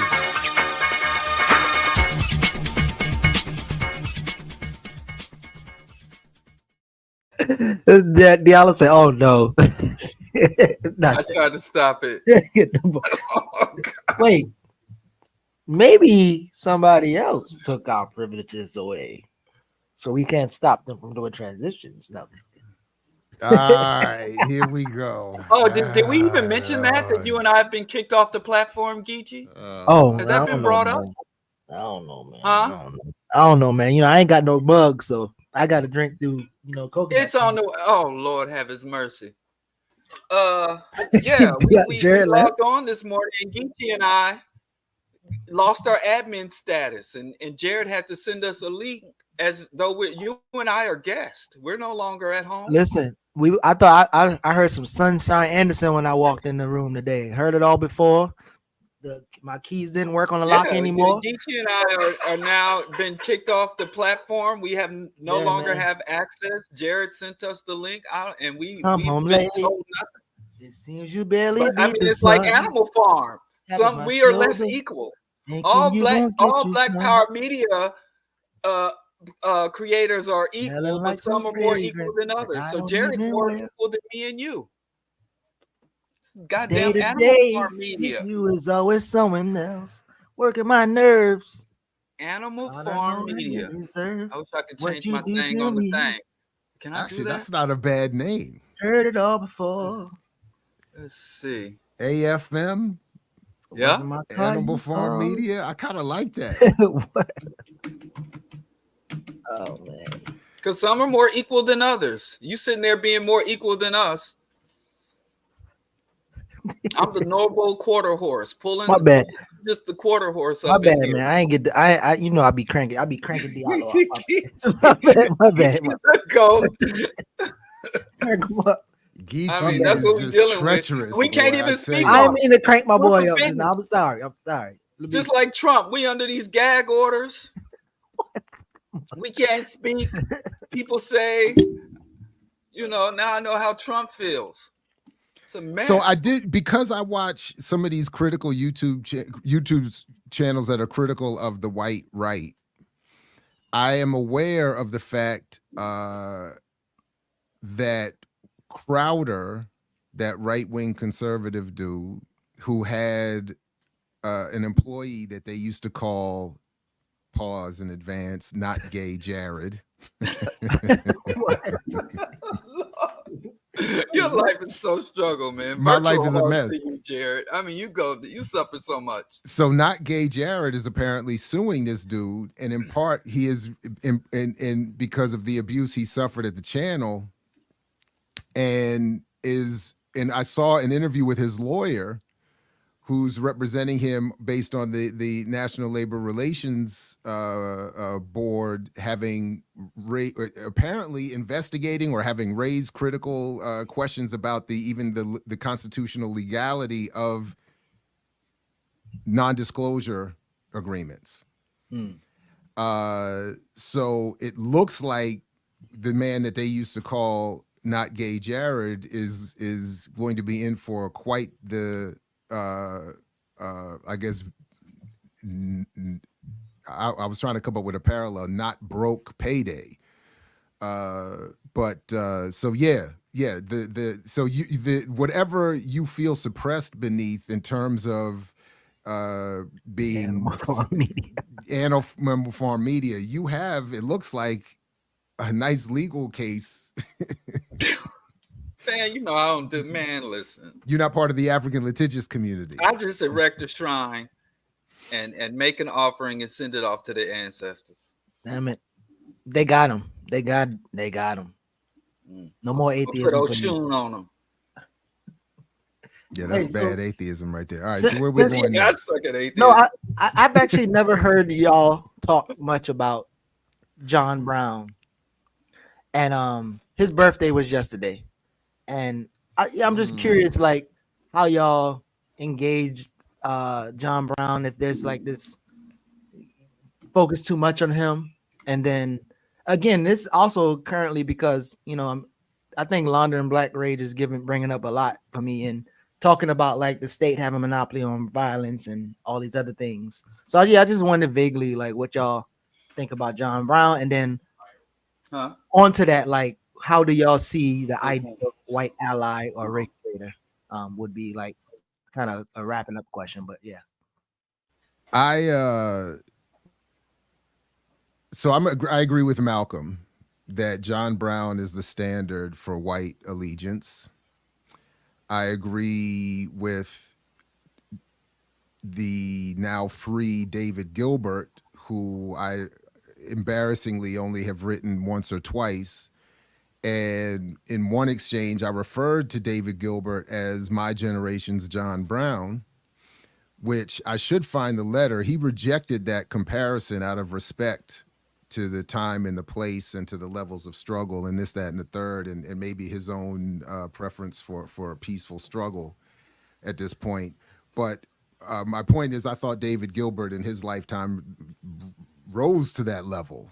Marilyn Buck, et cetera. I think those are the few that have risen to that level of solidarity at that standard, even if Gilbert wanted to not accept that. I also, in undergrad, took it upon myself, and I'm happy. I like these little moments. I'm proud of these little moments to go and read John Brown's testimony at his trial and see for myself whether this man I had been hearing about all my life, to the extent we heard at all, was crazy. He was not crazy. He was very clear. He was just clearly in opposition to what his fellow whites were primarily interested in. I'm also fascinated by some of what I remember reading, and I just don't remember enough of it, his earlier life in that earlier struggle against the expansion of slavery, where even he, if I remember correctly, and some of his comrades, it wasn't some altruistic love for the freedom of Africans. It was a defense of white labor. Who were saying, we can't keep being forced to compete with these enslaved people you'd barely pay at all, or just keep alive enough to feed and work. So we can't compete with that. We want to be able to work and earn our own money and off of our own land. So that, then my last thing that is that in Du Bois's book about John Brown, which I read some years ago, my favorite part is that there was this moment apparently in history where Harriet Tubman says to Frederick Douglass, I'm taking my crew to go meet John Brown and link up and make this thing happen. And Fred, you need to get on board. And Frederick apparently, if I remember correctly, he talked her out of it, or she was late in trying to get down there. It took him a while to get it. Afflicted with pneumonia or something. She had something she was sick, but it took him a while to actually get on John Brown's side when he was like, Douglas. Yeah, that's the only way. Douglas, yeah, he was, at the time, yeah. Douglas, like, I got a white wife and a good job. My struggle is over. I mean, he had already traded up. It's over now. Relax. But to mess it up, I know we all love Fred, but we ain't gotta lie. We can still love Fred. He wasn't the perfect man, but he was like, "What? It's all good. Where are we gonna find a better place than this?" So Fred told her, "Absolutely not." Right? Like, I'm flying to Paris to give a lecture. You want me to return to the South? I mean, he did his work. He put in his time. He was like, I already clocked out. I'm not on the clock right now. So pick a cotton that night. No. Go ahead, finish. But I actually been to the John Brown Memorial. I have too. So I just wanted to add very quickly, because which one? Oh no, I'm sorry. I actually went to Harper's Ferry, so I went to Osawatomie, Kansas, which set it off, which radicalized him. As I don't know, but Kansas was if you read What's the Matter with Kansas, Kansas has a long anti-slavery, pro-union, abolitionist. But Diallo, before you go fully off, can I just quickly, because I saw this up in the chat already, and I did mean to get to this, because this was one of the last. I did. So yes, I hear people say we always valorize the white man and not the brothers that supported him. Netflix tried to do it the other day too, right?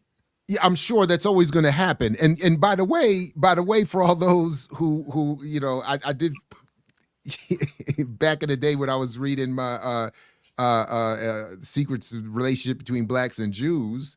Shout out to Diallo's NOI. I did look into a number of things, and one of the things that I looked into that unfortunately books that frame the history that way avoid is that there were Jews not only in defense of slavery, of course, but there were Jews who were militantly in defense of ending it, who supported John Brown even. So I just wanted to just a quick nod to that as well. But Osborne Perry Anderson, absolutely, and I think was he the one that was quoted as saying, "I'd rather die than be a slave."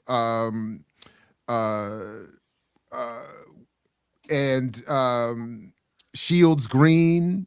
Absolutely was which one they made? Yeah, from South Carolina. Yeah, that's the one they made the Netflix movie about. Do we know the names of the Negroes that died trying to warn the white man of John Brown's Dangerfield Newby? Do we know them? I don't know. Do you know them? I mean, y'all want to? But the point is to show to raise up the heroes, not to. I'm just curious. I think everybody should be known. I'm for a holistic view. No. Yeah, I mean, the last. I don't know why our audience is mad. Look at all these good white folks out here. Why are we? No, I agree, Diallo. Like, we did our last teaching at Emory when they was talking about Martin Luther King and support for Palestine. I was like, we should also talk about Bayard and people who wasn't in support. Exactly. Like, we got to know, because people can't think, well, I can do this villainy and then they won't speak my name. I think villainy. So the villain should be also exposed. We like the villains in the rap era. I want to know everybody. But yeah, shout out to them brothers. And I admire white folks whose mission is to fix white folks, not mission is to save black folks. Mm-hmm. They always have better outcomes. You know, and that's what I tell good white folks. I'm like, you should humanize and save and liberate your people. Go uplift your people. Don't save us, save white folks. And I think, you know, just any white folks listening, don't get caught. Don't let black folks gas you up and tell you got privilege and all that shit. Don't let them you gas can come to the cookout. You in danger, girls. White folks is in trouble too. And if you want to know, go look at your history before colonization, pre-colonial white history, and you see what white folks got in store for you, other white folks, after they done with us. So save yourself, white folks. We be all right. If white folks save themselves, they are allies and assets. I don't know why they think they got to crawl up under us and eat our share of the greens and think, oh wow, you know, just stay cookout and all that. So your ideal ally or race trader is a white folks or a bucker who go deal with the buckers. Yeah. In any way they want to. I think Karl Marx is so great because Karl Marx tried to civilize and humanize his own people. Mm-hmm. You know, that was his main goal. And black folks think he was racist because he wasn't at the cookout. But I'm like, what do you want from Marx? What more can you ask from a white man than to humanize and to break down the material condition of other white folks and tell them to stop? You know, yeah, I think the role of any white person should be liberate white people. So stop inviting Tina Marie to the cookout and tell her to go teach whites how to sing. Exactly. Stop getting fades. Stop rapping. Grow your hair big and poofy and do that scream rock shit y'all do. And I'm telling you, and put some progressive lyrics in that screamy singing y'all do. Do some river dance for liberation. Free up, you know. I always like with the liberation organizations, they like free white folks. Like Kanye, what did Kanye say? White lives matter. White liberation matters too, because I think he got his cue. And then black people will figure it out that equality with white folks, you know, that trying to assume and gain white privilege, being made white. We got a whole black movement of being made white. You got to be hella ignorant of white internal conflicts and white trajectories to want to be white. We need to be detaching from that locomotive of whiteness, not trying to get up front on the train. So yes, good white folks, or white folks who work to live. Animal Liberation Front, Antifa, Earth Liberation Front, the ELF, all them groups. Yeah, go white folks. Go white folks, go. Yeah, go kick in the front door of your grandparents' house. You know, don't come to the cookout. Jared, that's your ideal ally too? Oh, absolutely. No, I agree. Absolutely. and What, you leaving me? Yeah, bro. 3 times. 3 times. oh man, He out. skip it. Skip. Impersonator. Peace out, my man. You gonna hear from my lawyer. He's a That better was the- Diallo than that Diallo right there. Trademark infringement. Hey, you done got that man eating vegan and everything. He about to take you over. Yeah, bro. yeah. But I guess when I go to Mississippi, I'm gonna have some swine. So it balance out. No, that's not how it works. It's not. Maybe you not being able to log in is something that Jared is trying to tell you. Yeah, that was weird, but we can't speak of it. Maybe Skip is going. No, let me stop. All right. Can't speak of it, man. We just have to suffer in silence, Geechee. They ain't nothing to end injustice than dark, seedy silence. That's the true way to end an injustice. That's not how it works. Quiet about it. That's not how it works. That's not, because that's what we doing. No. So anyway, like back to what somebody said in the chat. Do you feel like there's any problems with framing John Brown the way we do, or do you think he's like? I honestly don't think he's framed, and I don't get that he's that much of an issue, even for good or for bad. I mean, in some senses, I don't think he's brought up enough in terms of the context we've been discussing here. Maybe like this, like the concept, the John Brown way. Like, do you feel like, well, why don't we have an Nat Turner way? Like, is that too much? But again, I don't feel that there's even that equivalent made. I don't experience any of that equivalence. Nat Turner is revered and discussed independent of John Brown, and John Brown, as far as I experience, is rarely discussed at all. And when he is, it's usually in a way that I find insufficient. Like, it doesn't focus on what we've been establishing here as the standard. Well, when I took formal history into university, and John Brown was looked at as someone who was impatient, someone who deserved his fate because he went outside the system, because he lost faith in the system, and the system was working in good order, and the system was already progressing. So he is a person who was both impatient and unrealistic. Oh, you got the good version. We were told he was crazy. I literally went to the college library at Frostburg to look up, because I had been told my whole life he was crazy. Yeah, it wasn't even impatient. Well, Diallo might call him crazy because it's religious background, but so then I came to realize he was considered crazy, because anytime a white man with relative land and money commits class and race suicide, yeah, he's crazy. But his analysis was exactly right. But that's not crazy. And listen, why would I ever object to a white man praying to a white God? What that got to do with me? I'm mad at black folks praying to white gods and Arab gods and Asian gods. That's fair. But they be paying the they be paying the black guys. I don't have no problem with a white man in the tabernacle whatsoever. I will not get in his way. Paint that thing up. You got me all twisted. No, you got me wrong. You right.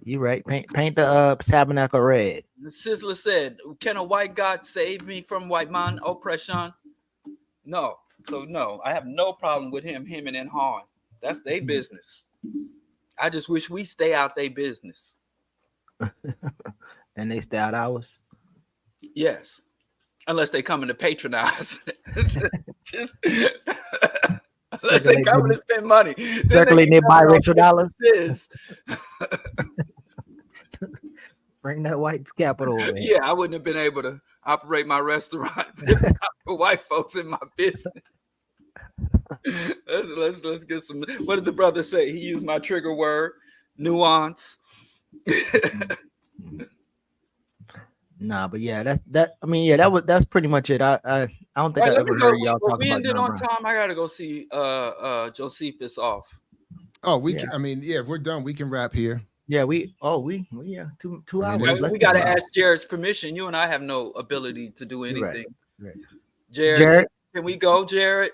Is it okay if we in here. We're all Peace, equal, but everybody. you're a little more equal than the rest of us. As long as you're willing to fight for it. Catch you next time here. As Fred Hampton used to say, thanks, everybody. Please like, way share, is HR? subscribe. Hit that Which way is Patreon if you can. And we'll catch you next week on...